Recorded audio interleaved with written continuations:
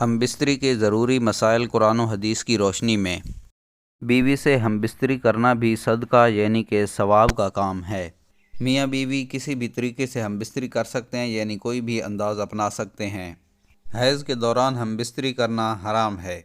حیض کے دوران غلطی سے ہم بستری کر لینے سے اگر حیض کا خون سرخ ہو تو 1 دینار، اگر زرد ہو تو نصف دینار صدقہ کرنا چاہیے۔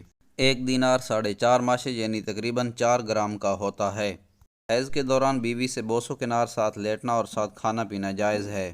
نبی کریم صلی اللہ علیہ وآلہ وسلم نے بیوی کے دبر یعنی پاخانے والے مقام میں جماع کرنے والے پر لعنت فرمائی ہے۔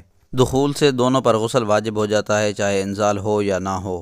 ہم بستری کرنے کے فوراً بعد غسل کرنا واجب نہیں، اگر سونے کا ارادہ ہو تو استنجا اور وضو کر کے سو سکتے ہیں۔ دوسری یا تیسری بار ہم بستری کرنی ہو تو ہر بار درمیان میں غسل ضروری نہیں، بلکہ استنجا اور وضو ہی کافی ہے۔ ویڈیو دیکھنے کا شکریہ۔ روزانہ اس طرح کی ویڈیو دیکھنے کے لیے چینل کو ضرور سبسکرائب کریں۔